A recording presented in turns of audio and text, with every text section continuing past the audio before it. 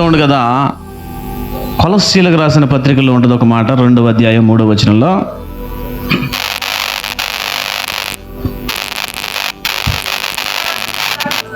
బుద్ధి జ్ఞానములు సర్వ సంపదలు ఆయన యందే గుప్తమై ఉన్నవి.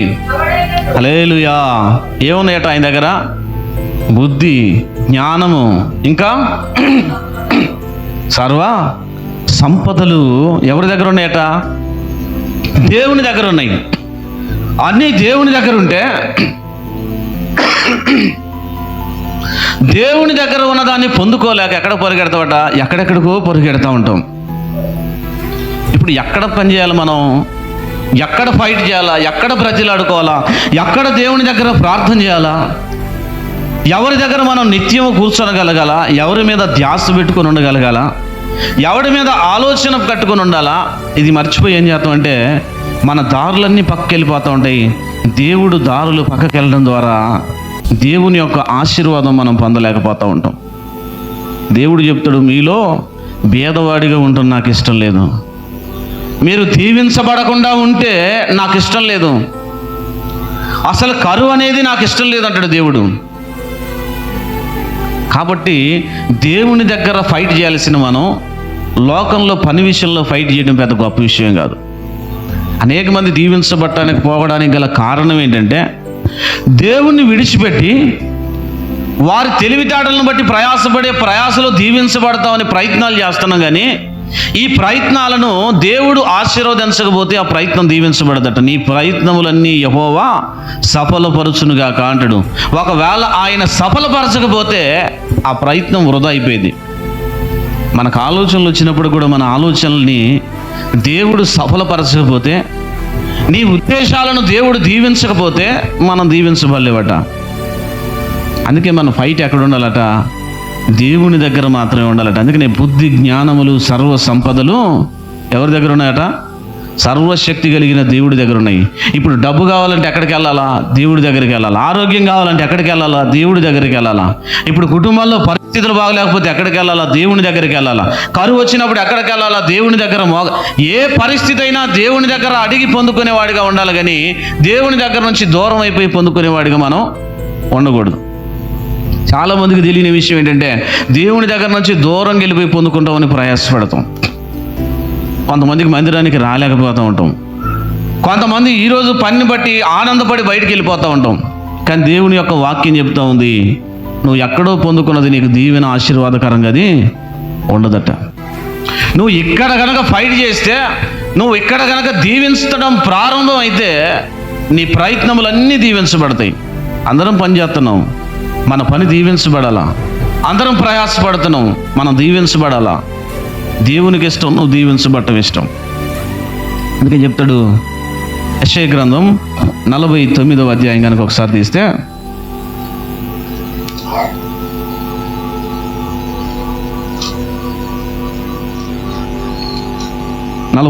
అధ్యాయం 15వ వచనం చదువుదాం. స్త్రీ తన గర్భమున పుట్టిన బిడ్డను కరుణించకుండా తన చంటి పిల్లను మరచునా వారైనా మనసుదురు కానీ నేను నిన్ను మరువనోట. గట్టిగా స్తోత్రం చెబుదాం. హల్లెలూయా. ఒకవేళ కన్న బిడ్డనన్నా తల్లి మర్చిపోయిన సందర్భం ఉంటదేమో, కానీ నేను నిన్ను మర్చిపోయిన సందర్భం ఉండదట. దేవుడు చెప్తా ఉండు కదా, తల్లి తన బిడ్డనైనా మరిచిద్ది కానీ, ఒకవేళ మరవదు కానీ మరిచిపోవచ్చేమో, కానీ వారైనా మనసుదురేమో, కానీ నేను నిన్ను మరువను. దేవుడట ఎప్పుడు కూడా మర్చిపోయేవాడు కాదట. కొన్నిసార్లు తల్లి అయినా మర్చిపోయేదట, కానీ తండ్రి అయినా మర్చిపోతాడు, కానీ సర్వశక్తి కలిగిన దేవుడట నిన్ను ఏ క్షణంలో కూడా మర్చిపోడట. ఎప్పుడు కూడా మర్చిపోడట. దేవుడు దీవెన అనేది మన హక్కు. గుర్తుపెట్టుకోవాల్సిన విషయం ఏంటంటే, తండ్రి దగ్గర చాలామంది ఫైట్ చేసిన వాళ్ళని మనం చూస్తాం. తల్లిదండ్రుల దగ్గర ఎందుకు ఫైట్ చేస్తామంటే అది నేరం కాదు. ఇప్పుడు తండ్రి దగ్గర డబ్బులు అడుక్కోవడం నేరం ఏమీ కాదు. నీ బిడ్డ నీ దగ్గరకు వచ్చే డబ్బులు అడుగుతున్నావు. వాడు నీకు ఇల్లుంటే, నీకు భూమి ఉంటే వాడు నీ భూమి మీదనే ఫైట్ చేస్తాడు. నీ భూమి దగ్గరికి వచ్చి మాట్లాడుతాడు. పక్కనోడికి ఎన్ని ఎకరాలు ఉన్నా నీ కొడుకు వాడి దగ్గరకు పోయి అడుక్కోడు. వాడు ఎక్కడ పోయి అడుక్కుంటాడు? నీ దగ్గరకు వచ్చి నా హక్కు అని చెప్పని అడుక్కుంటాడు. ఎందుకంటే వాడి స్వాస్థ్యం కాబట్టి, ఆ స్వాస్థ్యాన్ని వాడు అనుభవించడానికి వాడికి రైట్ ఉంది కాబట్టి చెప్తాడు కదా. దేవుడు అంటాడు కదా, ఎక్కడైతే తన కుమారుడు ఉన్నాడో వాడికి ఆస్తి మీద హక్కు ఉంటుంది. కుమారుడికి ఆస్తి మీద హక్కు ఉంటుంది కాబట్టి దేవుడు అనేక సందర్భాలు చెప్పాడు కదా, మీరు నా కుమారులు అని చెప్పారు. మనం ఎవరు అట? దేవుని యొక్క కుమారులు. రోమియోలకు రాసిన పత్రిక 8వ అధ్యాయం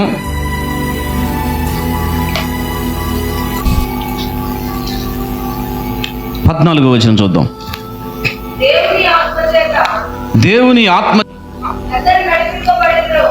ఎందరు నడిపించబడుదురో వారందరూ దేవుని కుమారులై ఉందురు. హల్లెలూయా. ఏంటట? దేవుని ఆత్మ చేత ఎందరు నడిపించబడుదురో వారందరూ కూడా ఎవరట? దేవుని కుమారులై ఉందురు. హల్లెలూయా. దేవుడు వెళ్తా వెళ్తా మనకిచ్చిన గొప్ప వరం ఏంటంటే పరిశుద్ధాత్మను మనకి ఇచ్చిపోయాడు. పరిశుద్ధాత్మను మనకిచ్చి మిమ్మల్ని సర్వసత్యంలోనికి నడిపించడానికి పరిశుద్ధాత్మ దేవుడు మీకు తోడుగా ఉంటాడు అని చెప్పాడు. ఆయన మనల్ని నడిపిస్తూ ఉండు. ఆ పరిశుద్ధాత్మ దేవుడు మన ప్రతి సమయంలో మన గురించి ఆలోచిస్తూ మనల్ని నడిపిస్తూ ఉండు. ఎవరైతే పరిశుద్ధాత్మ దేవునిలో ఉన్నారో, ఎవరైతే పరిశుద్ధాత్మ యొక్క వినికిడిలో ఉన్నారో చెప్తా ఉండు కదా, వారందరూ కూడా ఎవరట? దేవుని కుమారులు అనబడతారట. దేవుని కుమారులు, దేవుని కుమార్తెలుగా పిలువబడతారు. కాబట్టి మన యొక్క మెయిన్గా గుర్తుపెట్టుకోవాల్సిన విషయం ఏంటంటే దేవుని దగ్గర పొందుకోవడం అనేది మన హక్కు. హల్లెలూయా. గట్టిగా స్తోత్రం చెప్తాం అందరూ. 2 చేతుల పైకెత్తి హల్లెలూయా. ఎవరు కూడా వాక్యం వినకుండా ఉండొద్దు. ఏమైనా నిద్రొత్తి బయటికి వెళ్ళి ఒకసారి అట్లా మంచినీళ్ళు తాగిరండి, లేకుండా 2 కుర్చీలు ఆడేసుకొని కూర్చోండి. స్కూల్లో టీచర్ పాఠం చెప్తూ ఉంటాడు. స్కూల్లో ఉన్న వారందరూ కూడా ఫస్ట్ ర్యాంక్ రావాలా, మంచిగా మా స్కూల్ బాగుపడాలనే వాడు పాఠం చెప్తాడు. కొంతమందికి ఎక్కువ మార్కులు వస్తాయి, చాలా మందికి తక్కువ మార్కులు వస్తాయి. కొంతమంది వినరు పిల్లగాలు, కొంతమంది వినకుండా ఉండడం ద్వారా వాడికి చెప్పే చదువుదే, వీడికి చెప్పే చదువుదే. కొంచెం జ్ఞానం కలిగి దాని మీద ఆలోచన కలిగి ఉన్నాడేమో, చదువు మీద ఇంట్రెస్ట్ కలిగినాడేమో దీవించబడతాడు, చదువుతూ ఉంటాడు, బాగుంటాడు. వాడు ఆసక్తి లేనివాడు ఎన్నిసార్లు చెప్పినా వాడు దీవించబడ్డు. గుర్తుపెట్టుకోవాల్సిన విషయం ఏంటంటే నీకు బయట 100 ప్రయత్నాలు చేసినా నువ్వు దీవించబడతావు లేదో తెలియదు, కానీ దేవునిలో ఒక్కసారి కనుక దేవునితో కనుక నువ్వు కనెక్ట్ అయ్యి దేవుని దగ్గర కనుక నువ్వు ఉంటే దేవుడు తప్పకుండా దీవిస్తాడట. హల్లెలూయా. దేవుడు ఏం చేస్తాడట? తప్పకుండా దీవిస్తాడు. మనం చాలాసార్లు చెప్తా ఉన్నాం, చెప్పడం వల్ల ఉపయోగం వెళ్ళేదిగా ఈయన దాని ప్రకారం చేస్తేనే ఉపయోగం. నేను చెప్పడం ద్వారా మీరు ఊరకనే వినడం ద్వారా ఏం ఉపయోగం లేదు.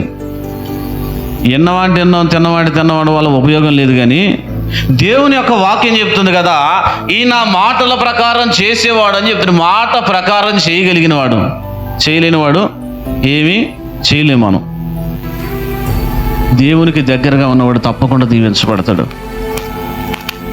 దేవునికి సమీపంగా ఉన్నవాడు, దేవుని ఆలోచనలకి దగ్గరగా ఉన్న కుటుంబాలన్నీ దీవించబడతాయి. ఆటోమేటిక్గా అందరూ దీవించబడాలని దేవుడు కోరుకుంటాడు. ఒకవేళ దరిద్రానికి మనం ఒకవేళ వినలేకపోతే లేచి నిలబడిన మనం అసలు దేవుడు ఏం మాట్లాడుతున్నాడో వినాలా. దీంట్లో ఊరకనే మనకు రాయబడిది ఇవ్వలేదు. దీంట్లో దేవుడు మనసు ఉంది. నువ్వు దీవించబడడానికి ఒక వాగ్దానం ఉంది. ఒకవేళ నీ పట్టా కాగితాలు ఎంత జాగ్రత్తగా దాచిపెట్టుకున్నావో, నీ ఇంటి కాగితాలు ఎంత భద్రంగా పెట్టుకున్నావో, ప్రతిసారి కొన్నిసార్లు మనం దాన్ని చూసి చదువుకుంటూ ఉండవు. ఎవడో నీ దాని మీద ఇది నాది అని చెప్పినా, ఇది నాదే అని చెప్పి నీ కాగితాన్ని చూసి నువ్వు ధైర్యం తెచ్చుకుంటావు ఇది నాదే అని. దేవుని వాగ్దానాలను మనం చూసి ఇది నాదే అని చెప్పి అనుకోవాలా. హల్లెలూయా. ఇది నాదే, ఇది నా కోసం దేవుడు రాశాడు, ఇది నా హక్కు అని చెప్పని మనం అనుకోవాలట. ఎందుకు నువ్వు హక్కుదారుడు అయ్యావు అని చెప్పానంటే, నువ్వు ఎవరువట? దేవుని యొక్క కుమారుడివి. నువ్వు దేవుని కుమారుడివి, దేవుని కుమార్తెవు. కాబట్టి దేవుని ఆశీర్వాదాల మీద నీకు అధికారం ఉంది.